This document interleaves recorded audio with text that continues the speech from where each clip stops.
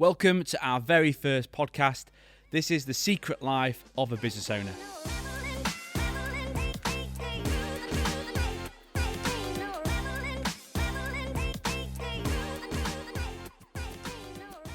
My name's Matt Bruce, founder and CEO of Bruce Butler. We are one of the UK's leading data protection and cyber security service providers. And joined with us today is James. And James is one of Bruce Butler's all-round nice guy, digital marketing executive. He's basically transformed the way we look, certainly to the outside world, I think. And we can't thank him enough for that. He's been with the business since November. James, do you want to say hello and introduce yourself? Yeah, hello. So I'm James. I moved here to Sheffield in 2014, I think it was, for uni. Studied business and enterprise management, and then I went on to do my master's in entrepreneurship. Throughout the last however many years, I've had some jobs in marketing, and I did a placement year in marketing, and eventually I've been led here working for you. Brilliant. Yeah.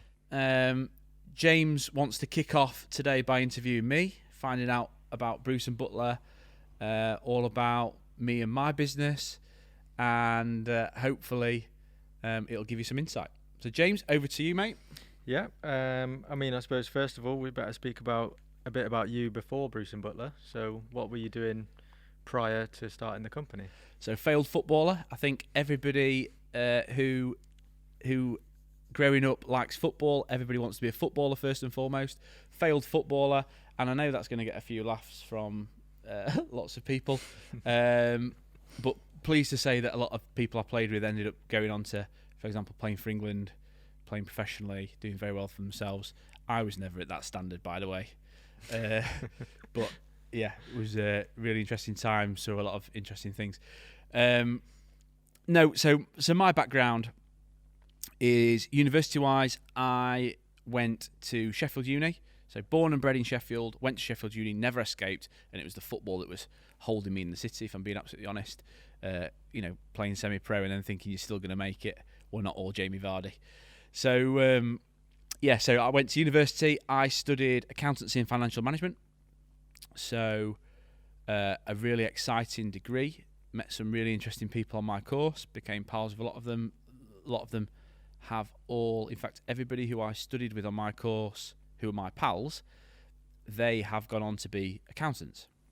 I took a different path. So I actually, after my when I was a graduate, took a graduate scheme at a firm in Sheffield, and I think it's one of the oldest independent accountancy firms in the UK.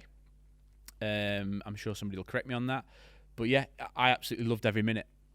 Wouldn't change it for the world. Gave me an absolutely fantastic grounding in business, and I also think I learned a lot about myself professionally as well. So everything from how do you speak to a client, how do you conduct yourself at networking events, how do you do public speaking if you're doing a presentation, all those different things I learned whilst I was at that accountancy firm. And I've made friends for life there, who I still speak to now.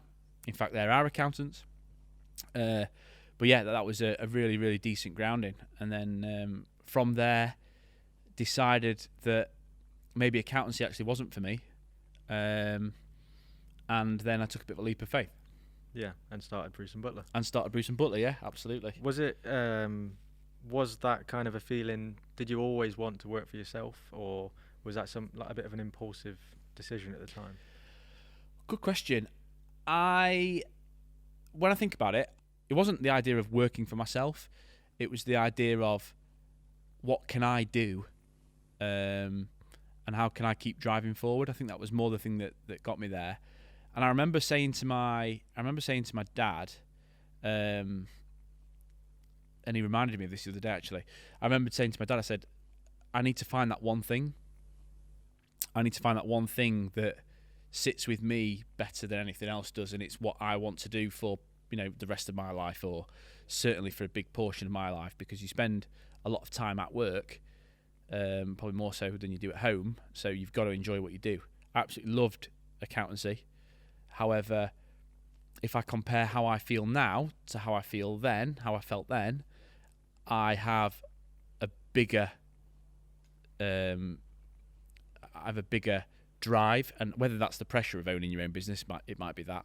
But I have a little bit of a jump in my step, and I think it's bigger. I had that then, but I think the zip of it is a bit more intense now. So, yeah, it's one of those things. And my dad reminded me that I came to him and said, I need to find that one thing that's me, one thing that fits me, that I want to do and I want to pursue.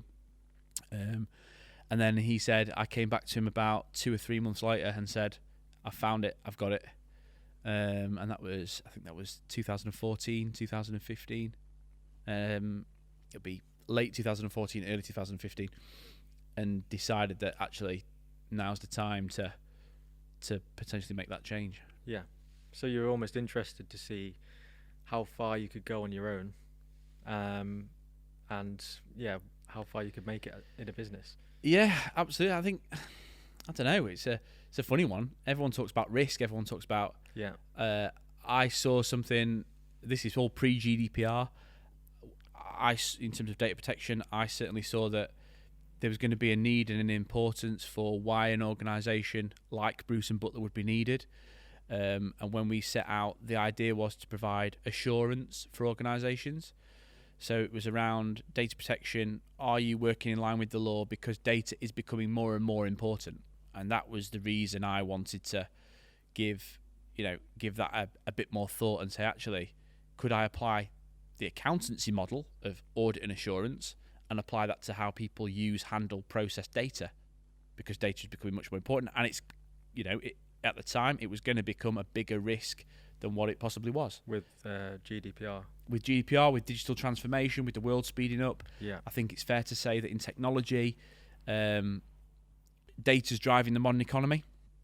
And I think it's fair to say that data, when we think about data and we think about digital transformation, we're probably accelerating in dog years.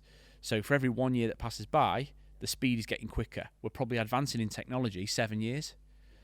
And actually, that presents us with loads of challenge. Can we keep up with that? Are business processes that were great 5 years ago completely out of date because things have shifted on 35 years in terms of technology?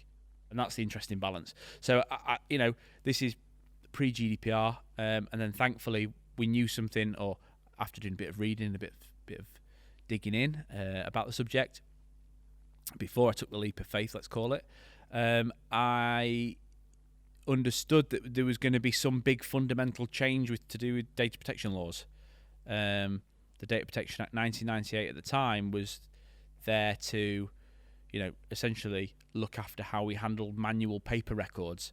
It didn't take into account artificial intelligence, machine learning. The iPhone, for example, that wasn't thought about, or Facebook, Twitter, these sorts of social media things, we'll call them things. And instant messaging wasn't factored in when the Data Protection Act 1998 was written. So GDPR was going to be a big transformational change and shift that I thought was the right thing to do. And that's when ultimately decided to hand my notice in and take that leap of faith. Yeah. I suppose I'll ask, when you started the business, did you find that starting a new company forced you to meet a lot of interesting and new people? I mean, being an accountant, you're obviously meeting people, meeting clients and things like that, but you're doing it as an employee, whereas starting a business, you're meeting other CEOs and business owners. So is it a bit more interesting? Yes, it's a funny one really, because I've done a lot of Sheffield business networking, and I like to think that particularly in the local area and local business area, I know I have a lot of connections, and obviously when starting out in my business journey, I wanted to try and leverage those connections. So within that was, I didn't have the budget to go and entertain people. However, I was very fortunate that the connections I'd made through accountancy were actually people who still wanted me to attend other networking functions that they might have been putting on or presenting on. So I was really lucky in that sense. So I leveraged, I essentially leveraged that, and and leveraged my existing network to try and build on that. And that got me introductions with other people, new people as an accountant I wouldn't have normally talked to because they were competitors. Maybe it was another accountancy firm, maybe it was another partner of another accountancy firm, stuff like that. I would never have spent too much time dealing with them in business because ultimately we're a direct competitor. So now, flip that round, I'm trying to win their business for my company, and I'm also trying to get them to refer us to other businesses who might be their clients. So it was actually a really interesting thing. I think the key thing for me was I attended a business event in Sheffield at the former Baldwin's before it sadly went, and I remember walking into the room feeling I am the youngest person here. Everybody around me, they are CEOs, partners, senior partners, managing partners of law firms, accountancy firms. Huge amount of experience. Yeah. People who obviously I will know in the Sheffield business community and look up to, never had a conversation with, but would look up to them in terms of what they've achieved and accomplished. And now I'm in the room with them trying to have a conversation and then feeling, actually, do I belong here? Yeah.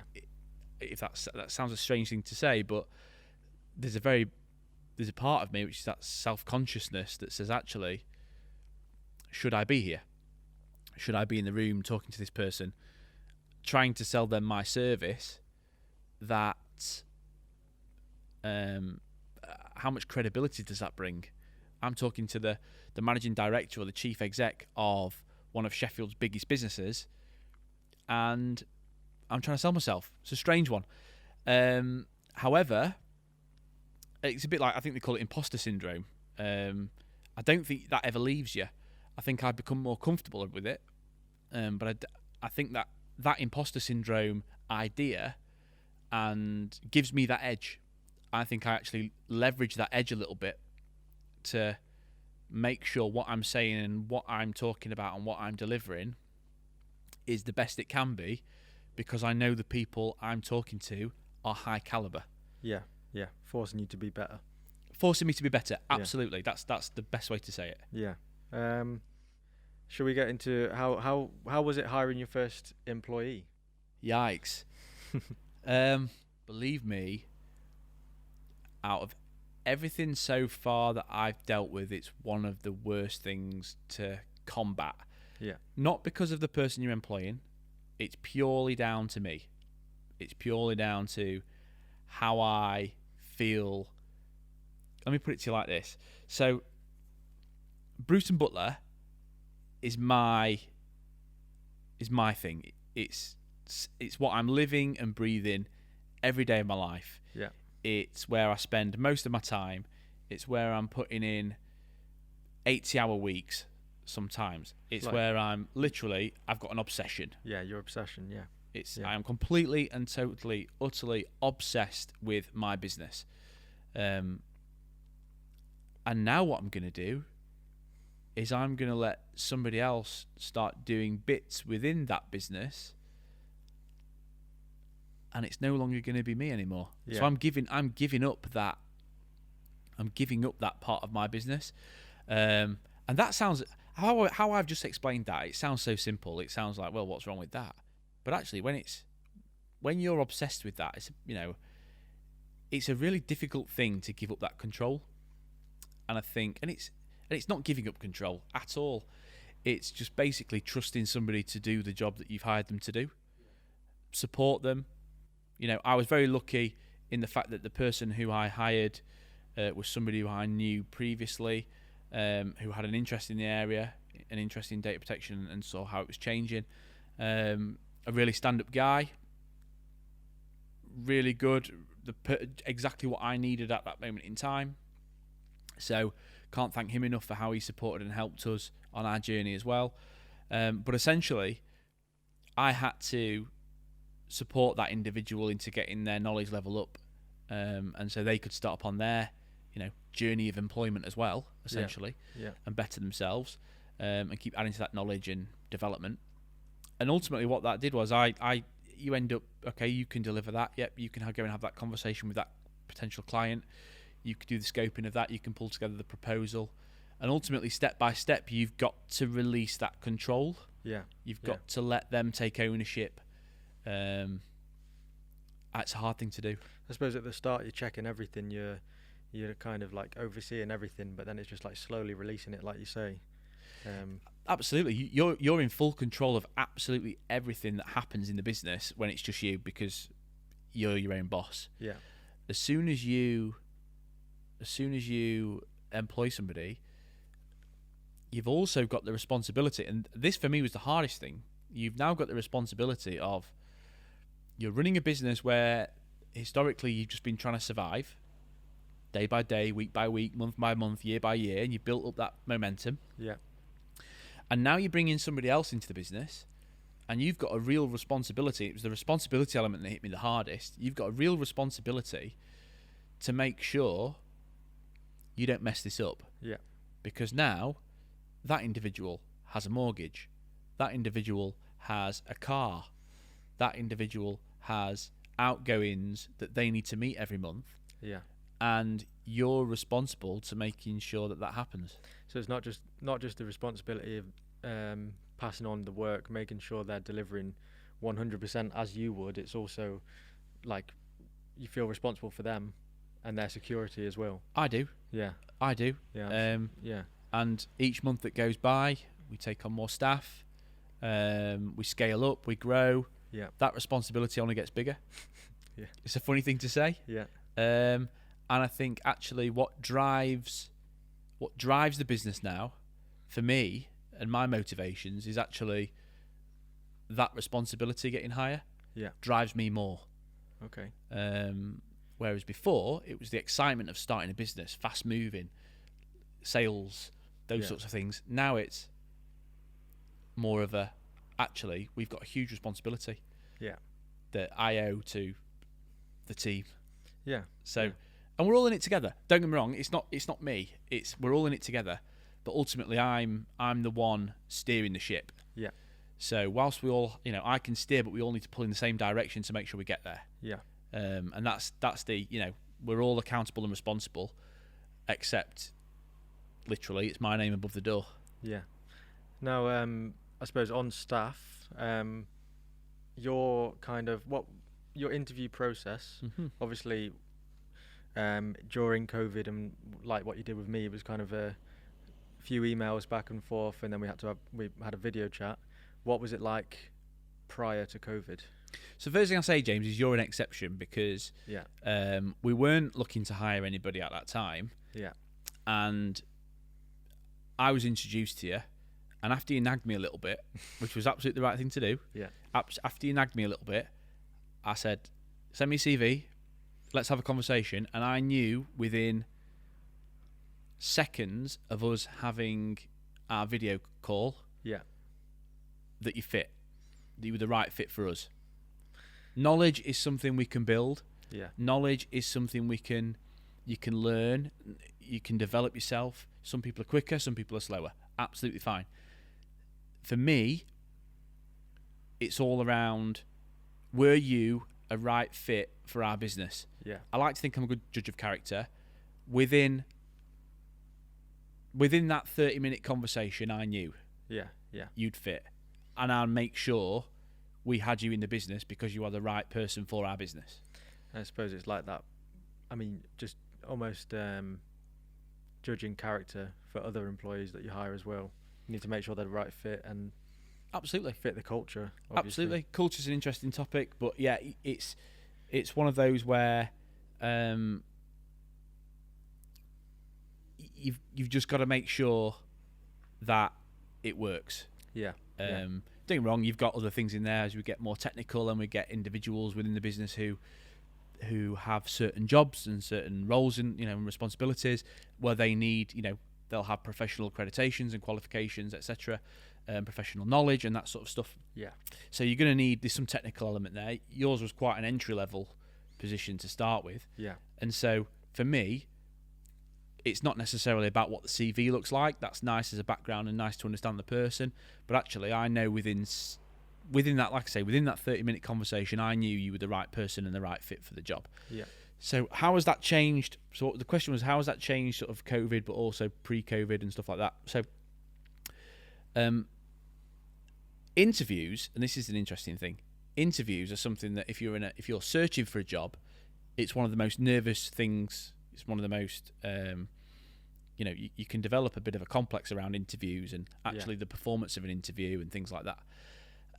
I can tell you now, the person conducting the interview, the employer, potential employer, are just as nervous, if not more nervous, than the person who's coming for the job role. Yeah. And the reason I say that is because as a business owner, small business owner, starting off, was I didn't know anything about HR. I didn't know how to do an interview. First employee was the first interview I'd ever given. Yeah. Did a bit of YouTubing, did a bit of reading, ACAS website, that sort of stuff. Spoke to a few people, but ultimately, it comes down to me. And the priority for me at that moment in time was the person who's right for the business. Yeah. We can lead, we can develop, we can. Can you work with them, kind of thing? Can I work with them? Can they work with me? It's not just can I work with them. It's also can they work with me? Yeah. You'll know now, James. I've got a few things I'm quite particular about. Yeah. I like things doing in a certain style, in a certain way.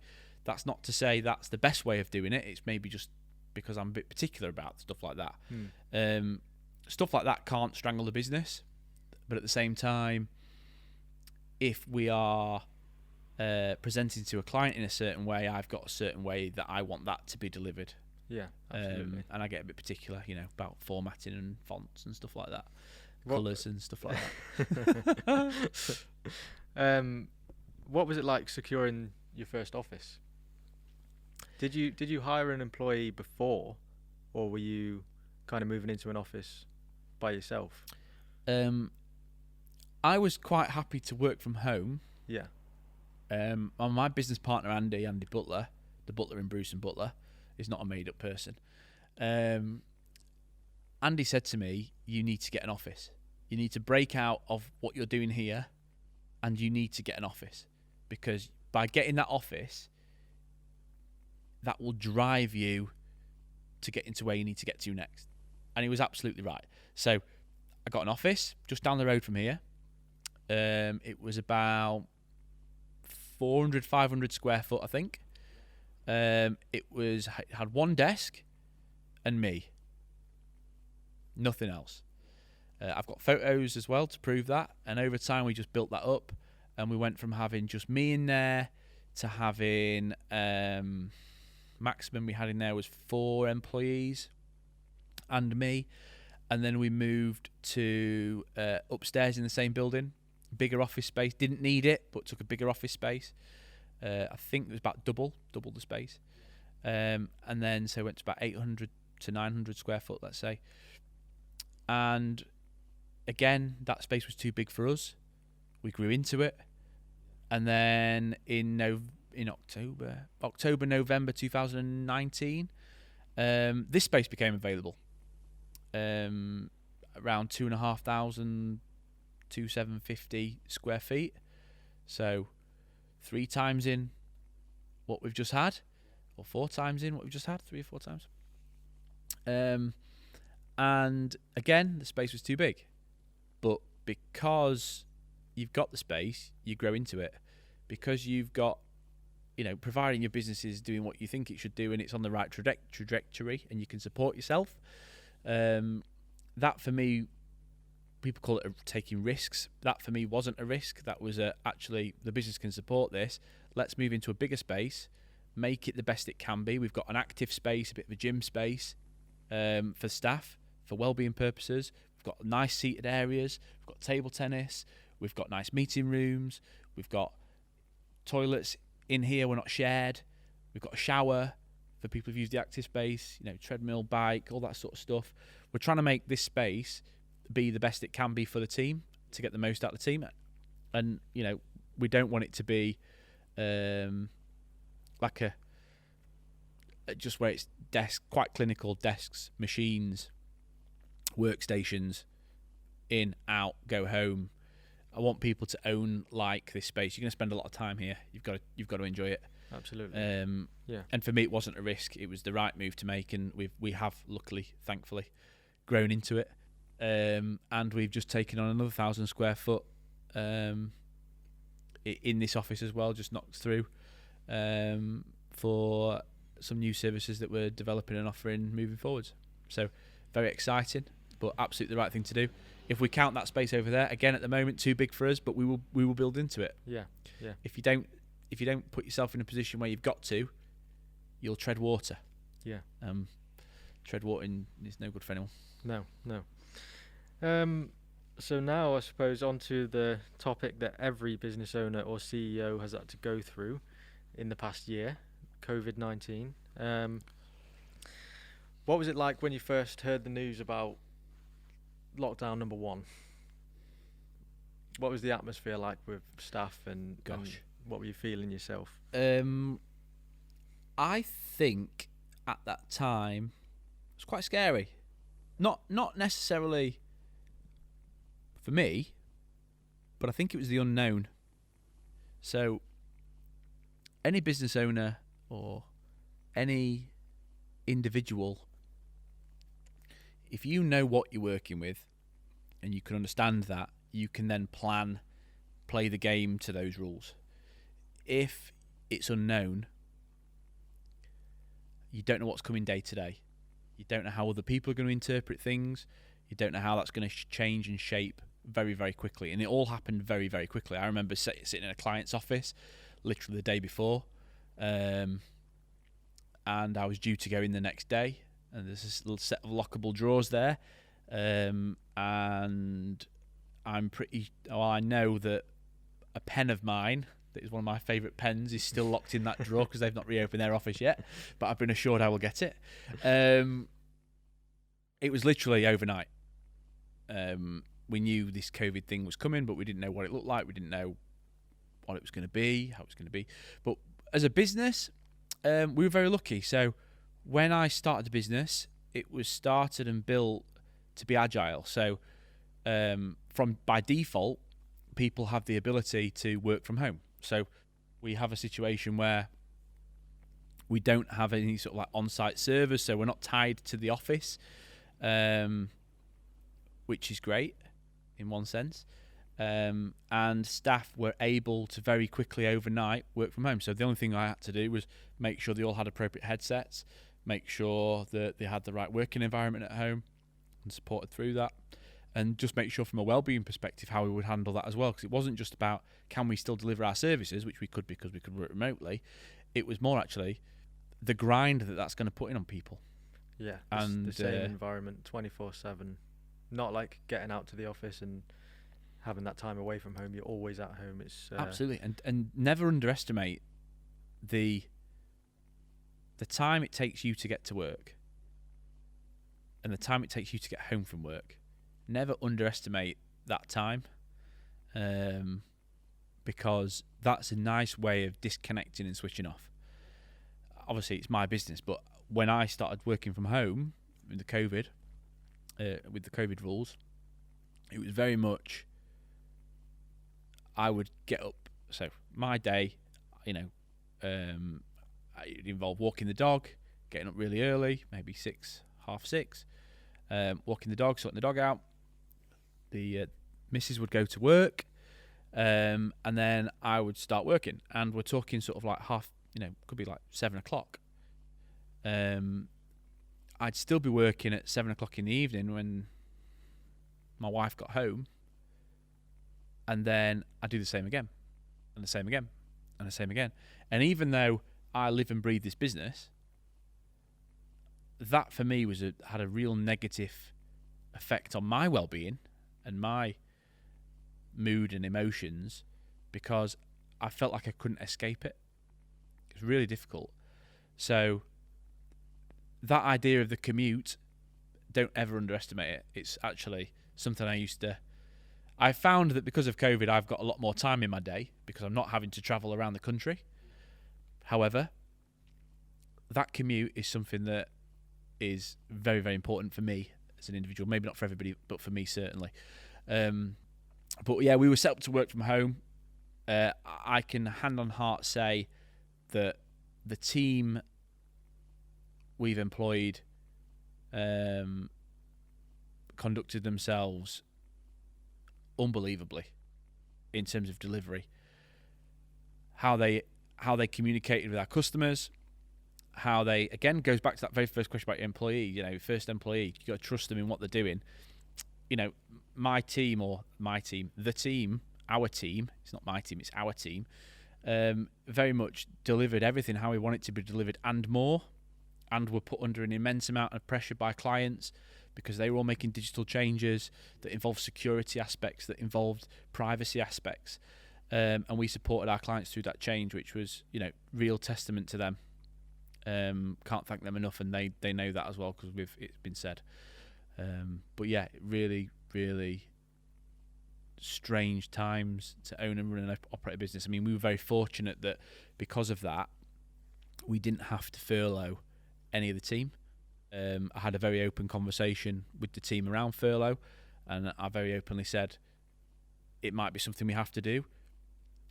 If we do, we'll pay 100%, so you won't get the 80%. The business will still contribute the 20%, because that's fair, and we'll manage it how we need to manage it. And everybody was absolutely on board with that. Everyone was happy with that.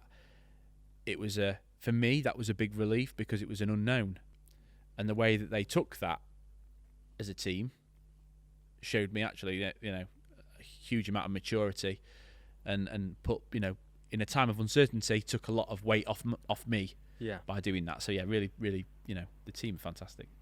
Yeah, yeah. And I think you hired more staff during the pandemic as well, didn't you? Yeah.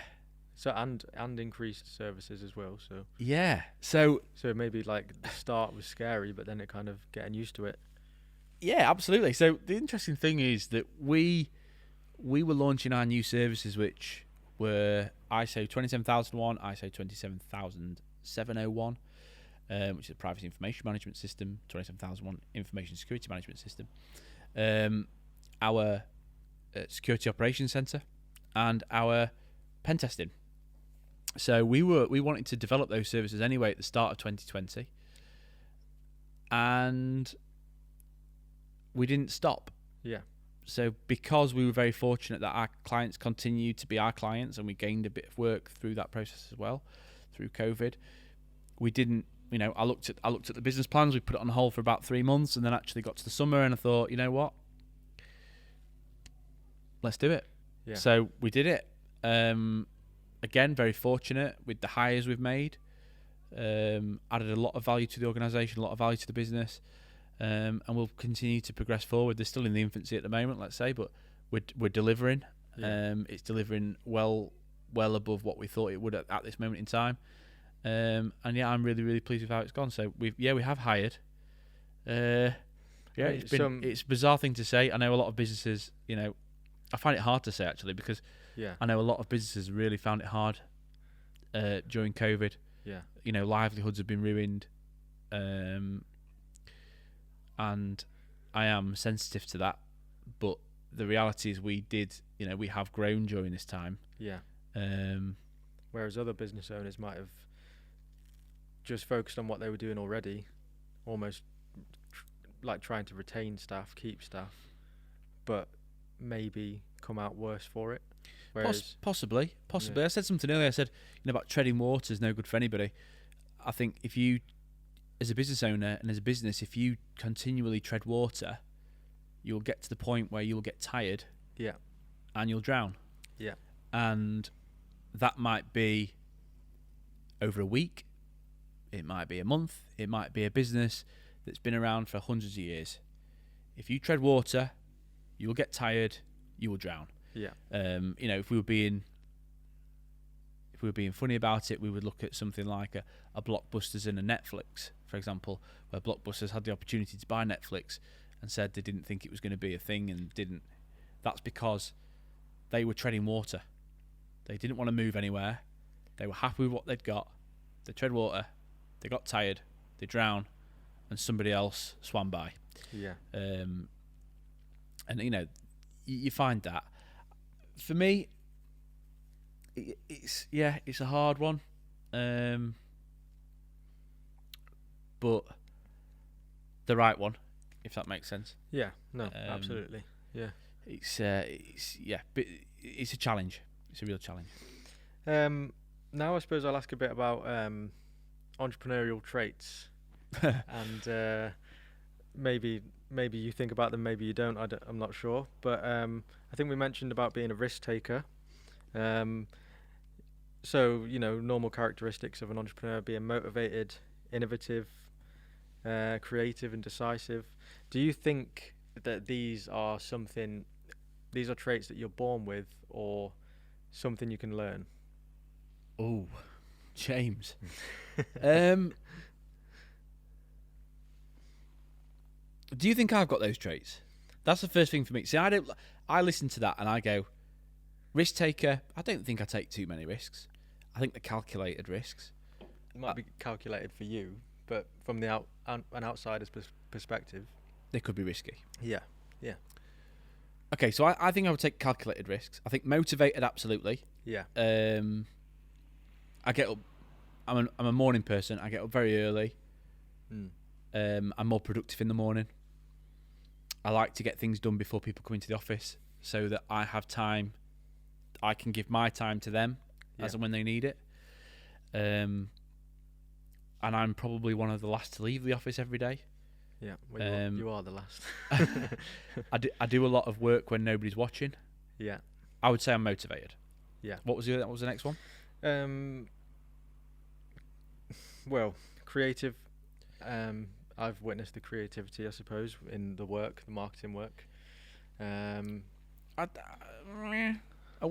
wouldn't say I was creative. Maybe. Yeah. I need people around me to make me creative.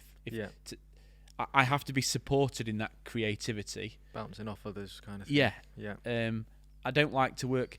I'm one of these people who I don't necessarily like to work by myself. I like to be collaborative. I think collaboration is a very underestimated thing in business. I think collaboration is key to a lot of things, and that's not only from internal perspective, that's also external. So collaboration with external parties, competitors, to make the industry better. Yeah. We're very lucky that the industry we work in is actually one that is like no other. There's a huge amount of collaboration. Yeah. If there's something, if I'm presented with a situation, or the team are presented with a situation that even I'm a little bit unsure about, we might collaborate with similar businesses to sort of test our knowledge. Yeah. To soundboard that idea, to see if they could challenge it from a privacy perspective. Because you have to remember, with technology ever advancing and very quickly, there's new things happening. So we need people to prod all the time to make sure we're doing things in the right way. So collaboration, absolutely. Creative, I would say creative through collaboration. Can you learn it? I think creativity is a difficult thing to learn. Yeah. I think motivation. I think everybody's got a motivation. Yeah. I think I'm obsessed by this business. If you enjoy something, or you click with something, yeah, on a level like nothing else, you will be motivated. Yeah. If you, for example, I like playing golf. If you start playing golf for the first time, you get really into it, you become obsessed with it a little bit, you start playing more, you buy all the gear, you hopefully get better. Yeah. Not in my case. But, it's all good fun. But that motivates me. I get up early to play golf. Yeah. I go to the driving range to practice golf. That's a motivation because I like what I'm doing. Yeah. I think everybody will have that motivation. It's just finding what it is. Finding the right thing. You don't want to restrict yourself to being fenced in, telling yourself you're motivated by something when actually you're really not. You've got to enjoy what you're doing. Yeah. Yeah. I think on the kind of whether you can learn the entrepreneurial traits or not, or you're born with them, I think to some extent you can. I think it's a bit of both. To some extent you can learn them if you made aware of them. You might be more willing to take risks and innovate and things like that, but it doesn't necessarily mean you'll be a great business owner. That might come back to like being born with them. Possibly. I also think that if I think about my journey, I think about when I played football, I think about man management, that side of things. When I think about and leadership, when I think about when I worked as an accountant in the accountancy firm, I think actually I've learned a lot of things in there about business, about calculated risk, about assurance, the right thing to do, own and manage businesses, managing cash flow, understanding a P&L, understanding a balance sheet, those sorts of ideas. Yeah. I think I've learned a lot that's given me an amazing foundation and a platform to build on. Yeah. I'm still learning things about myself every day. We'll talk about motivation. I'm motivated around the business, absolutely. But, I have days where I think, oh, I've just got to do that now. And actually, we go back to that motivation. It's about the weight of responsibility. Yeah. Is another big motivation, a big factor for me. Yeah. And I do think there must be obviously hundreds of thousands of people out there that are employed like you were as an accountant or in roles like that could be great business owners. And so I absolutely agree with you. I think there'll be people who are dynamic enough to own, operate, run their own business, creative enough, motivated enough, absolutely. We're all different. I think, again, it's all about finding your thing. I've got my thing. Took me a while to find it, but I've got it. Once you've found your thing, once you've found that thing that clicks, run with it. And then take a calculated risk. Don't not follow your dreams, if that makes sense. I think you've sometimes got to take a leap of faith to see where you could get to next. A comfort zone is a dangerous place for me.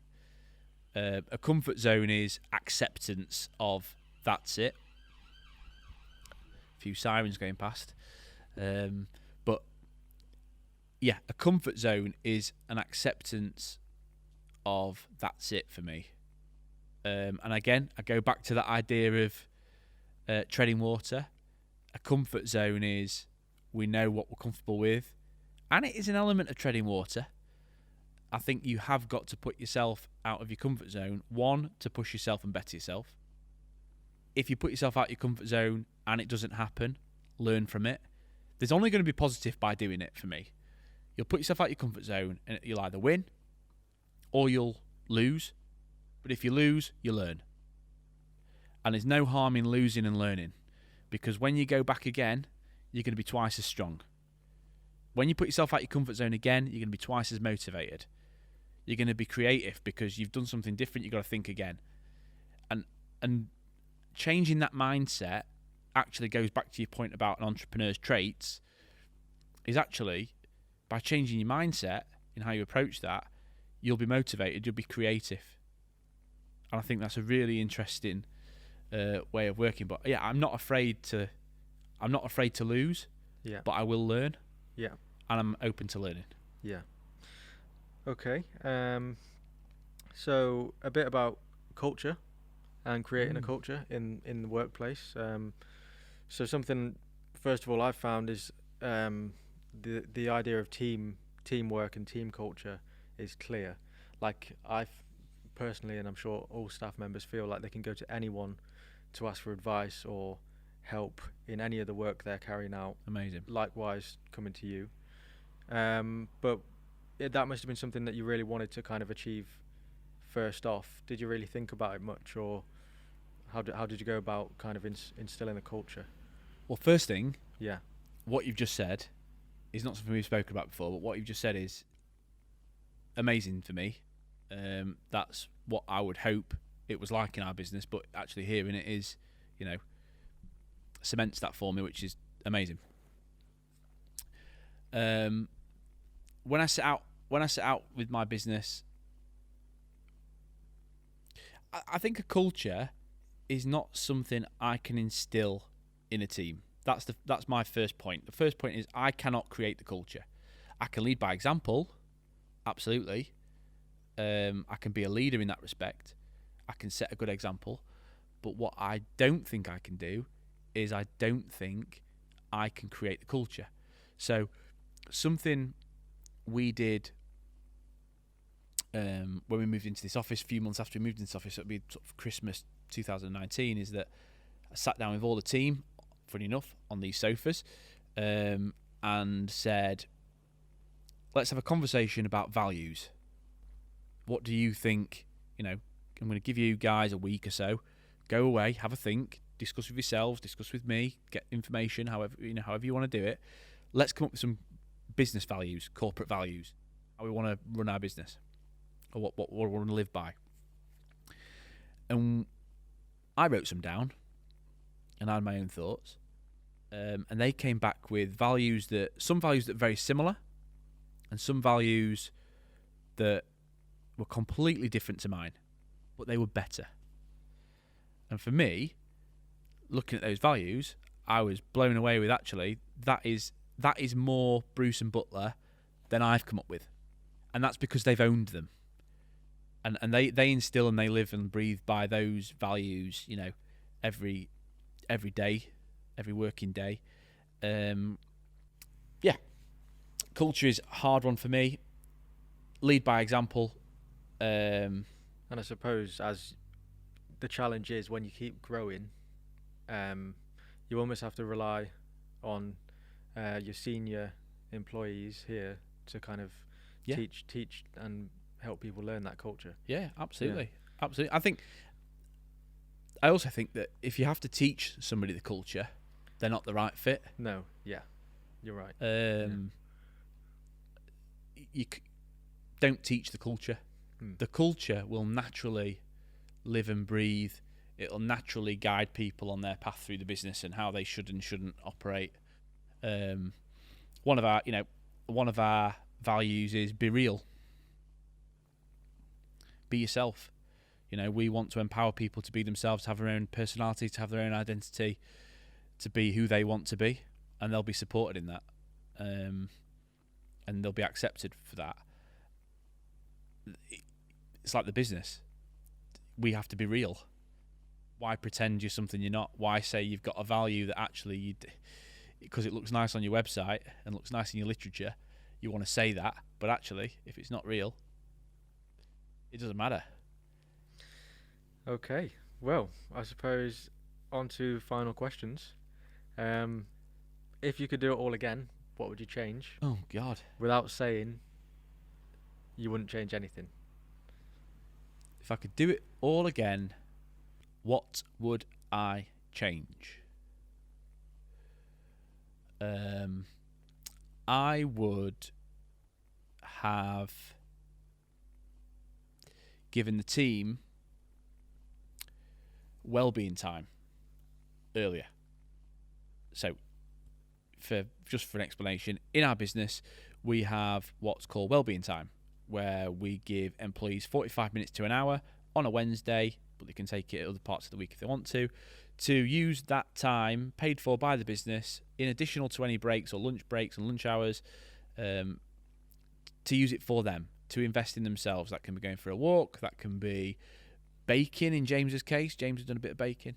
It might be to have a snooze, simply just to switch off. It might be to watch some TV, it might be to walk the dog, it might be to go on a walk, it might be to go for a run, do some exercise, lift a few weights, go on the treadmill. Whatever you want to do, that is complete yoga, that is completely up to you. I wish we'd have done that from day one, because our industry can be quite intense, and to have the ability and the flexibility to step away from what you're doing in a controlled way, to no detriment of any clients, to step away, to have time for yourself, is hugely important. And not only from an employee perspective, but from a business owner's perspective, in the sense that you get a feeling for when somebody's getting worn down by work. I never ever want to see it. I will never overwork people. There'll be times where we have peaks and troughs. Work hard in the peaks, chill out in the troughs, but it will come again. Just be ready to go again. But ultimately, you've got to be looked after in the right way. And I've got to look after myself. I felt loads of benefit from it. The feedback I've got from the team, they've all had loads of benefit from it. One thing I would change is I would have thought about well-being in general earlier. And is that because now I'm educated? I think because of some of our clients, they are, leaders in well-being. I think I'm now educated around well-being, or more educated, and I'm still learning. And I want to bring in as many of those positive changes as we can to make the business the best it can be and support the staff the best they can be supported. Yeah, absolutely. Okay. Lovely. Yeah. Is that it? Yeah, that's it. Yeah, you're done. Oh, wonderful. Wonderful. James, thank you so much for putting me under a bit of pressure. By the way, James has not shared any of these questions in advance, so that's all been thinking on the fly. Thank you for joining us for the Secret Life of a Business Owner. This has been our very first podcast. Please subscribe, share, like, do all those sorts of things. Really exciting. We've got some real great guests lined up for conversations like this in the future. I hope you can join us.